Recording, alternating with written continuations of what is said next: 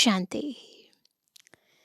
भाग्य विधाता शिव बाबा हमारे भाग्य की लकीर को ऊंची श्रेष्ठ बनाने की रोज हमें पुरुषार्थ के लिए विभिन्न विधियां सिखाते हैं। और उन विधियों में से एक प्रमुख है कि हमें अगर ऊंचा जाना है तो नीचे की सारी दुनिया से अपने मन बुद्धि की सब रगें तोड़नी है। अगर आगे बढ़ना है तो पीछे जो छूट गया है, जो गलतियां हो गई हैं, जो गफलतें हमने कर ली हैं, उस पास्ट को पास्ट करना है। देहभान की सब आदतों को भुलाना है। और बाबा जो हमें श्रीमत दे रहे हैं, ऊंच तकदीर बनाने की जो श्रेष्ठ विधियां सिखा रहे हैं, उन विधियों को आत्मिक स्थिति में स्थित होकर पूर्ण रीति जीवन में अपनाना है। आज की मुरली भी हमें कैसे अपने भाग्य की रेखा को चमकाना है, उसकी बहुत सारी विधियां सिखा रही है। सुनते हैं प्यारे बाबा के मधुर महावाक्य। आज 26 तारीख 26 दिसंबर 2025। बाबा के मधुर महावाक्य हैं। मीठे बच्चे, अपनी तकदीर ऊंच बनानी है तो कोई से भी बात करते देखते बुद्धि का योग एक बाप से लगाओ। देख रहे हैं, काम कर रहे हैं इस दुनिया में, लेकिन मन और बुद्धि से कनेक्टेड हैं उस दुनिया से, उस दुनिया में रहने वाले पारलौकिक पिता से। प्रश्न है, नई दुनिया की स्थापना के निमित्त बनने वाले बच्चों को बाप का कौन सा डायरेक्शन मिला हुआ है? हम सभी नई दुनिया की स्थापना के निमित्त बनने वाले हैं, तो बाबा का क्या डायरेक्शन है? सबको पता है। उत्तर है, बच्चे, तुम्हारा इस पुरानी दुनिया से कोई कनेक्शन नहीं है। अपनी दिल इस पुरानी दुनिया से मत लगाओ। जिन्होंने लगा रखा है उनके दिल टूट रहे हैं, हार्ट पेशेंट बने हुए हैं। इसलिए बहुत सहज तरीका है, दिल इस पुरानी दुनिया से नहीं लगाओ। जांच करो, हम श्रीमत के बरखिलाफ कर्म तो नहीं करते हैं, बिल्कुल श्रीमत के अगेंस्ट कोई काम तो नहीं कर रहे हैं। खुद को चेक करना है। रूहानी सर्विस के निमित्त बनते हैं। एक है जिस्मानी सेवा, स्थूल रूप में किसी की मदद कर देना, पर आत्मा की उन्नति हेतु ज्ञान सुनाना, योग सिखाना तो है रूहानी सेवा। तो ऐसी सेवा करते हैं। आज का गीत है, भोलेनाथ से निराला कोई और नहीं है। भोलेनाथ से निराला, गौरीनाथ से निराला कोई और नहीं। ओ भोलेनाथ से निराला, गौरीनाथ से निराला कोई और नहीं। ऐसा बिगड़ी बनाने वाला कोई और नहीं। भोलेनाथ से निराला, गौरीनाथ से निराला कोई और नहीं। ओ भोलेनाथ से निराला, गौरीनाथ से निराला कोई और नहीं। उनका डमरू डम डम बोले, अगम निगम के भेद खोले। उनका डमरू डम डम बोले, अगम निगम के भेद खोले। ऐसा भक्तों का रखवाला कोई और नहीं। भोलेनाथ से निराला, गौरीनाथ से निराला कोई और नहीं। ओ भोलेनाथ से निराला, गौरीनाथ से निराला कोई और नहीं। ओम शांति। अब गीत सुनने की कोई ज़रूरत नहीं रहती। गीत अक्सर करके भक्त ही गाते हैं और सुनते हैं। तुम तो पढ़ाई पढ़ते हो। यह गीत भी बच्चों के लिए ही खास निकले हुए हैं। बच्चे जानते हैं बाप हमारी तकदीर ऊंच बना रहे हैं। अब हमको बाप को ही याद करना है और दैवी गुण धारण करने हैं। ज्ञान मिल गया, बाबा को याद करना है और दैवी गुण धारण करने हैं। ज्ञान, योग, धारणा और फिर बाद में सेवा। अपना पोता मेल देखना है, जमा होता है या ना, यानी घाटा होता रहता है। हमारे में कोई खामी तो नहीं है। अगर खामी है जिससे हमारी तकदीर में घाटा पड़ जाएगा तो क्या करना है उसका? तो उसको निकाल देना चाहिए। पता होता है, हर एक को पता होता है कि मेरे अंदर कौन सी कमी है जिसके कारण बार बार घाटा होता है। तो बहुत महीनता से उसे चेक करके निकालने के लिए क्या पुरुषार्थ करना है, उस पर ध्यान देना होता है। इस समय हर एक को अपनी तकदीर ऊंच बनानी है।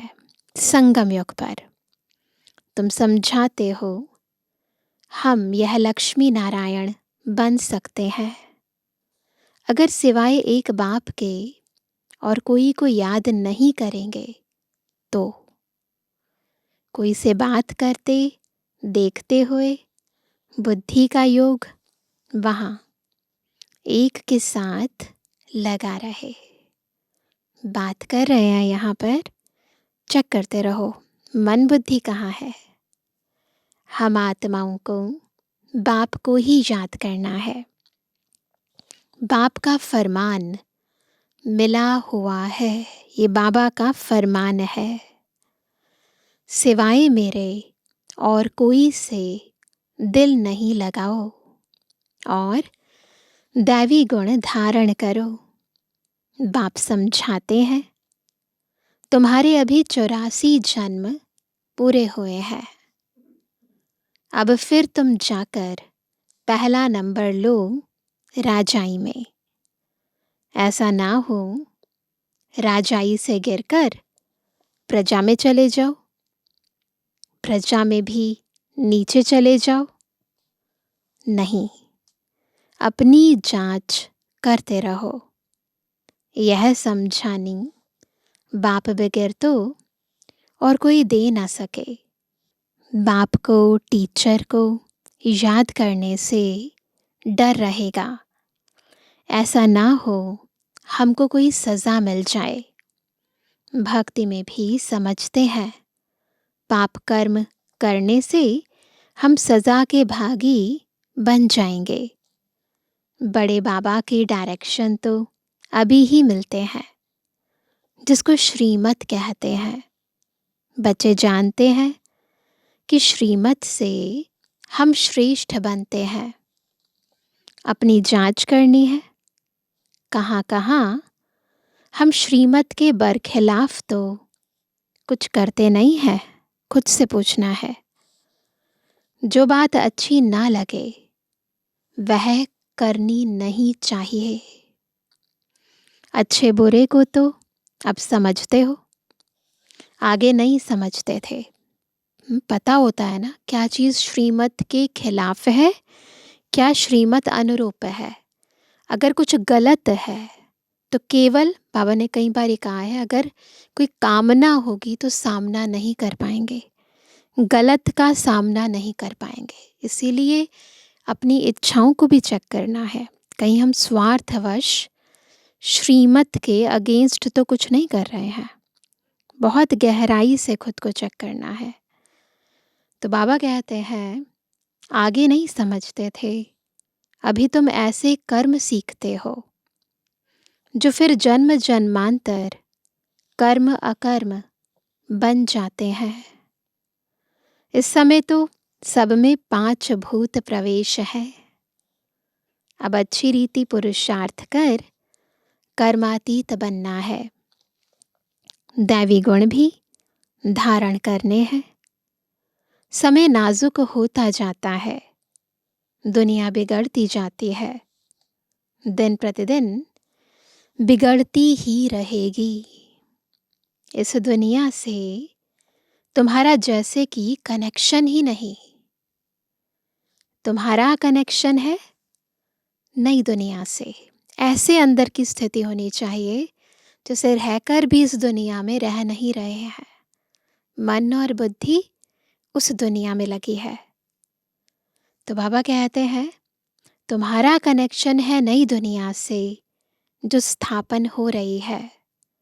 तुम जानते हो हम निमित्त बनते हैं नई दुनिया स्थापन करने। तो जो एम ऑब्जेक्ट सामने है उन जैसा बनना है। क्या है एम ऑब्जेक्ट? लक्ष्मी नारायण। कोई भी आसुरी गुण अंदर ना हो। रूहानी सर्विस में लगे रहने से उन्नति बहुत होती है। प्रदर्शनी, म्यूजियम आदि बनाते हैं, समझते हैं बहुत लोग आएंगे, उन्हों को बाप का परिचय देंगे, फिर वह भी बाप को याद करने लग पड़ेंगे। सारा दिन यही ख्यालात चलते रहे। सेंटर खोल, सर्विस को बढ़ाएं। यह रत्न सब तुम्हारे पास है। ज्ञान के रत्न हम सब के पास है। बाप दैवी गुण भी धारण कराते हैं और खजाना देते हैं। तुम यहाँ बैठे हो, बुद्धि में है। क्या है सबकी बुद्धि में? सृष्टि के आदि मध्य अंत को जानते हैं। पवित्र भी रहते हैं। मनसा वाचा कर्मणा, कोई बुरा कर्म ना हो, उसकी पूरी जांच करनी होती है। बाप आई ही है पतितों को पावन बनाने। उसके लिए युक्तियां भी बतलाते रहते हैं। उसमें ही रमण करते रहना है। जो बाबा हमें युक्तियां बताते रहते हैं उनमें रमण करते रहना है, बुद्धि में चलती रहे। सेंटर खोल, बहुतों को निमंत्रण देना है। प्रेम से बैठ समझाना है। यह पुरानी दुनिया खत्म होनी है। बात तो सीरियस है, लेकिन प्यार से बैठकर समझाएंगे तो समझ जाएंगे। पहले तो नई दुनिया की स्थापना बहुत ज़रूरी है। स्थापना होती है संगम पर। यह भी मनुष्यों को पता नहीं है कि अब संगम युग है। यह भी समझाना है नई दुनिया की स्थापना, पुरानी दुनिया का विनाश, उसका अब संगम है। नई दुनिया की स्थापना श्रीमत पर हो रही है। सिवाय बाप के और कोई नई दुनिया के स्थापना की मत देंगे नहीं। बाप ही आकर तुम बच्चों से नई दुनिया का उद्घाटन कराते हैं। अकेले तो नहीं करेंगे ना बाबा, अकेले तो नहीं करते ना, हमें अपना सहयोगी बनाते हैं। सब बच्चों की मदद लेते हैं। वो लोग उद्घाटन के लिए मदद नहीं लेंगे, आकर कैंची से रिबन काटेंगे। दुनिया में वीआईपीज़ को बुलाते हैं ना उद्घाटन के लिए, क्या करेंगे? आएंगे, कैंची से रिबन काटेंगे। यहाँ तो वह बात नहीं। इसमें तुम ब्राह्मण कुलभूषण मददगार बनते हो। इसमें हम बाबा की मदद करते हैं। सब मनुष्य मात्र रास्ता बिल्कुल मूंछे हुए हैं। पतित दुनिया को पावन बनाना यह बाप का ही काम है। बाप ही नई दुनिया की स्थापना करते हैं, जिसके लिए रूहानी नॉलेज देते हैं।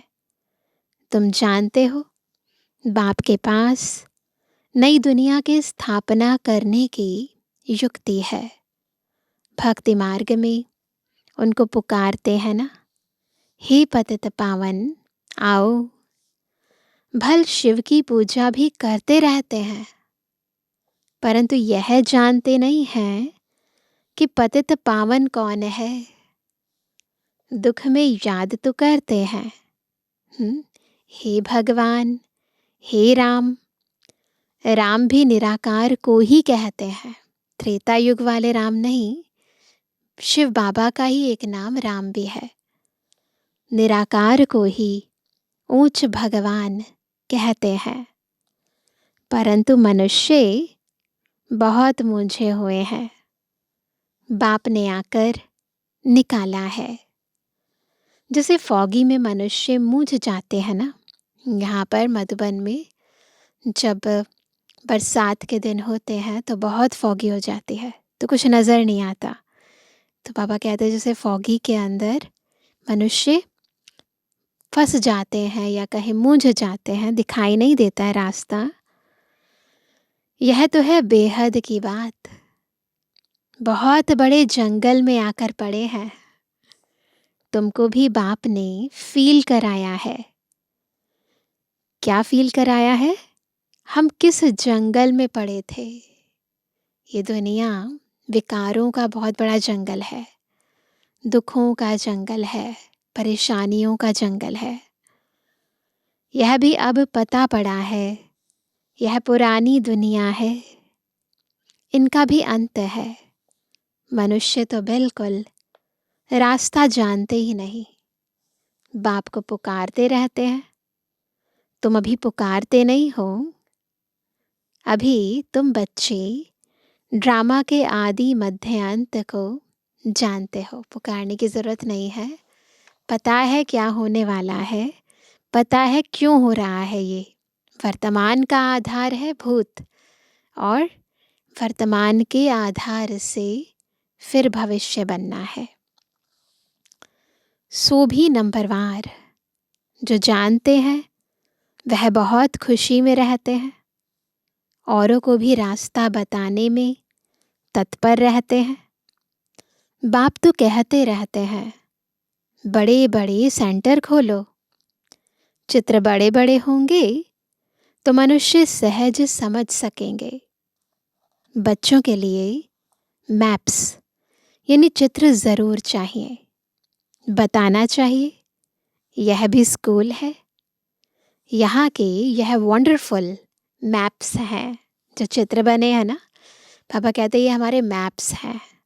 इनको देखकर पता चलेगा, है ना, कौन सी चीज़ कहाँ है। सारे वर्ल्ड की हिस्ट्री और ज्योग्राफी इन मैप्स से पता चलेगी, इन चित्रों से पता चलेगी।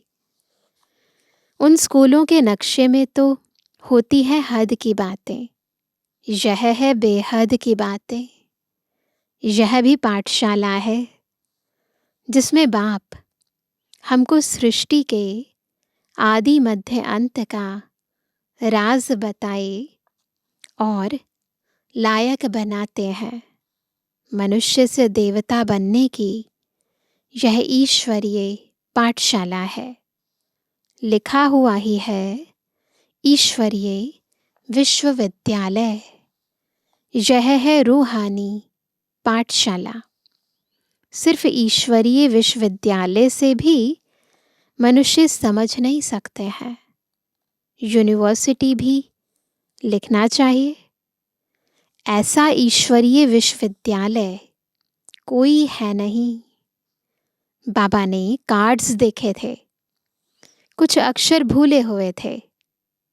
बाबा ने कितना बार कहा है प्रजापिता अक्षर ज़रूर डालो, फिर भी बच्चे भूल जाते हैं। कितनी छोटी छोटी बातें बाबा समझाते ना, कौन सा शब्द आत्माओं को खींचेगा, किस शब्द का कितना महत्व है।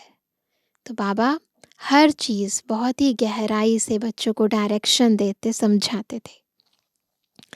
लिखत पूरी होनी चाहिए, जो मनुष्यों को मालूम पड़े कि यह ईश्वरीय बड़ा कॉलेज है। बच्चे जो सर्विस पर उपस्थित हैं, जो अच्छे सर्विसेबल हैं, उन्हों को भी दिल में रहता है हम फलाने सेंटर को जाकर उठाएं, ठंडा पड़ गया है, उनको जगाएं, क्योंकि माया ऐसी है जो घड़ी घड़ी सुला देती है। मैं स्वदर्शन चक्रधारी हूँ, यह भी भूल जाते हैं। माया बहुत ऑपोजिशन करती है। तुम युद्ध के मैदान में हो, माया माथा मूंडकर उल्टे तरफ ना ले जाए, उसकी बड़ी संभाल करनी है। माया के तूफान तो बहुत सभी को लगते हैं, छोटा अथवा बड़े, छोटे या बड़े, सब युद्ध के मैदान में हो। ऐसा नहीं है कि जो बहुत सालों से ज्ञान में है, बहुत सालों से योगाभ्यास कर रहे हैं, तो उनको माया के तूफान नहीं लगेंगे। नहीं, यहाँ पर चाहे नए हैं चाहे पुराने हैं, चाहे कितने भी वर्षों से है, जब तक कर्मातीत स्थिति नहीं हुई है तब तक युद्ध के मैदान में है। माया से युद्ध चलती रहेगी। उल्टा बाबा तो कहते हैं जो रुस्तम है उनसे माया भी रुस्तम होकर लड़ेगी। इसीलिए अलबेलेपन में नहीं सो जाना है। तो बाबा कहते हैं छोटे अथवा बड़े सब युद्ध के मैदान में हो। पहलवान को माया के तूफान हिला ना सके, वह अवस्था भी आने वाली है। बाप समझाते हैं समय बड़ा खराब है, हालतें बिगड़ी हुई हैं, राजाई तो सब खत्म हो जानी है। अभी खत्म ही है ना। कहीं पर कोई ऐसे राजा महाराजा तो राज्य नहीं करते हैं भारत में। सबको उतार देंगे, फिर प्रजा का प्रजा पर राज्य सारी दुनिया में हो जाएगा। कुछ एक कंट्रीज को छोड़कर बाकी तो सब जगह ऐसे ही है। तुम अपनी नई राजाई स्थापन करते हो तो यह राजाई का नाम भी खत्म हो जाएगा। पंचायती राज्य होता जाता है, 5 विकारों का राज्य है। जब प्रजा का राज्य हो तब तो आपस में लड़े झगड़े। स्वराज्य अथवा राम राज्य तो वास्तव में है नहीं। इसलिए सारी दुनिया में झगड़े ही होते रहते हैं। एक ही कारण है, आत्मा पका आत्मा के ऊपर, यानी स्वयं का स्वयं पर राज्य नहीं है ना। जब तक स्वराज्य अधिकारी नहीं बने हैं तब तक विश्व राज्य अधिकारी नहीं बन सकते। तो आत्मा की कर्म इंद्रियां सारी विकारों के अधीन है। तो उस कारण क्या होता है, वो अधीनता लड़ाई झगड़े मन मुटाव ये सब बातें पैदा करती है। तो इसलिए बाबा कहते हैं स्वराज्य अथवा राम राज्य तो वास्तव में है नहीं। इसलिए सारी दुनिया में झगड़े ही होते रहते हैं। आजकल तो हंगामा सब जगह है, तुम जानते हो। हम अपनी राजाई स्थापन कर रहे हैं, तुम सबको रास्ता बताते हो। बाप कहते हैं माम एकम याद करो। बाप की याद में रहे औरों को भी यह समझाना है। देही अभिमानी बनो। जब खुद बाबा की याद में रहेंगे, आत्मिक स्थिति में होंगे, और उस समय अगर हम दूसरे से बोलेंगे कि देही अभिमानी बनो, तो वो आत्मा बन पाएगी। देह अभिमान छोड़ो। ऐसे नहीं कि तुम्हारे में सब देही अभिमानी बने हैं, नहीं, बनने का है। तुम पुरुषार्थ करते हो, औरों को भी कराते हो, याद करने की कोशिश करते हैं, फिर भूल जाते हैं। पुरुषार्थ यही करना है, अपने को आत्मा समझने का पुरुषार्थ। पुरुष बन रथ को चलाने का पुरुषार्थ। मूल बात है बाप को याद करना, बच्चों को कितना समझाते हैं, नॉलेज बहुत अच्छी मिलती है। मूल बात है पवित्र रहना। बाप पावन बनाने आए हैं तो फिर पतित नहीं बनना है। याद से ही तुम सतो प्रधान बन जाएंगे, यह भूलना नहीं है। माया इसमें ही विघ्न डाल भुला देती है। रात दिन यह तात रहे, हम बाप को याद कर सतो प्रधान बने। याद ऐसी पक्की होनी चाहिए जो पिछाड़ी में सिवाय एक बाप के और कोई भी याद न पड़े। प्रदर्शनी में भी पहले पहले यह समझाना चाहिए, यह है सबका बाप, ऊंच ते ऊंच भगवान। सबका बाप पतित पावन सदगति दाता यह है। यही स्वर्ग का रचयिता है। अभी तुम बच्चे जानते हो बाप आते ही हैं संगम युग पर। बाप ही राजयोग सिखलाते हैं। पतित पावन एक के सिवाय दूसरा कोई हो नहीं सकता। पहले पहले तो बाप का परिचय देना पड़ता है। अब एक एक को ऐसे एक चित्र पर बैठ समझाओ तो इतनी भीड़ को कैसे समझा सकेंगे। परंतु पहले पहले बाप के चित्र पर समझाना मुख्य है। समझाना पड़ता है। भक्ति है अथाह, ज्ञान तो है एक। बाप कितनी युक्तियां बच्चों को बतलाते रहते हैं। पतित पावन एक बाप है, रास्ता भी बताते हैं। गीता कब सुनाई यह भी किसको पता नहीं। द्वापर युग को कोई संगम युग नहीं कहा जाता। भक्ति में तो यही कहते हैं ना, द्वापर युग में आए श्री कृष्ण, तब उन्होंने श्रीमद् भगवद गीता सुनाई। पापा कहते हैं उसको कोई संगम थोड़ी ना कहेंगे।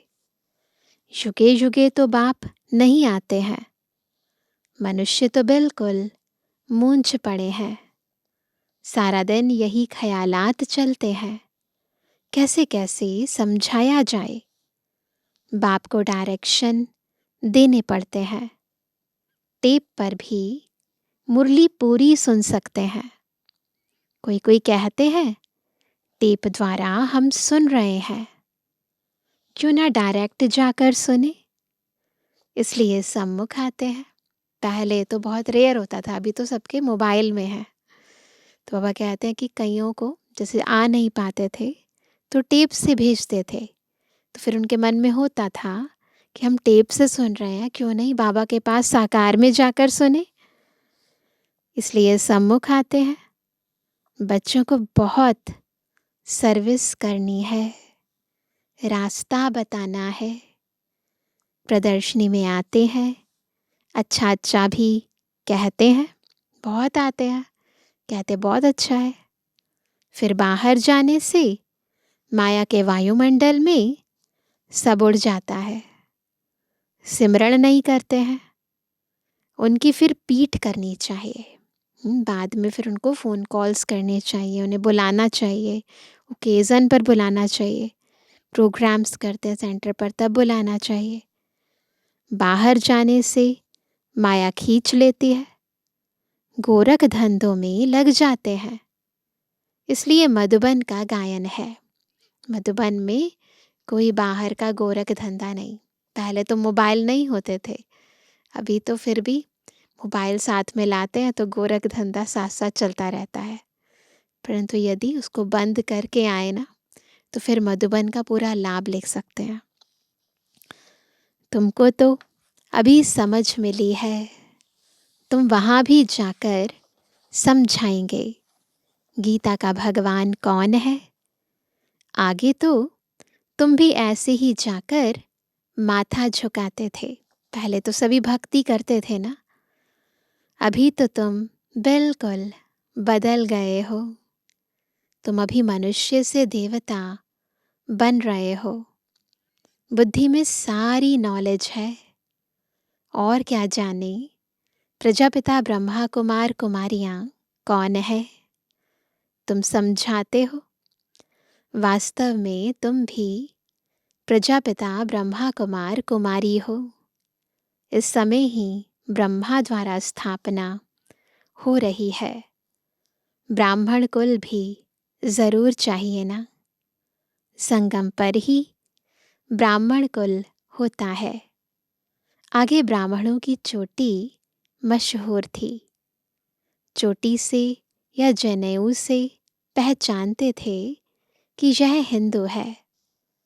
अब तो वह निशानियां भी चली गई हैं। अभी तो ब्राह्मण हैं, परंतु कोई जनेऊ पहनता थोड़ी ना है। बहुत कम है जो पहनते हैं। तो वो कहते कि अब तो वह निशानियां भी चली गई हैं।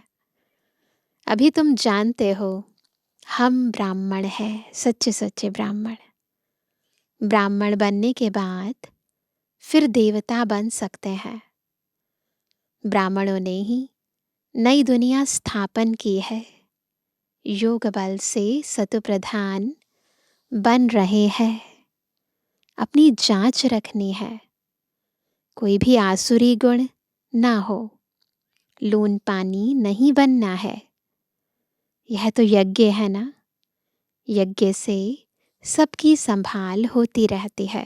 जो समर्पित होते हैं उनकी यज्ञ पूरी संभाल करते हैं। यज्ञ में संभालने वाले ट्रस्टी भी रहते हैं। यज्ञ का मालिक तो है शिव बाबा। यह ब्रह्मा भी ट्रस्टी है। यज्ञ की संभाल करनी पड़ती है।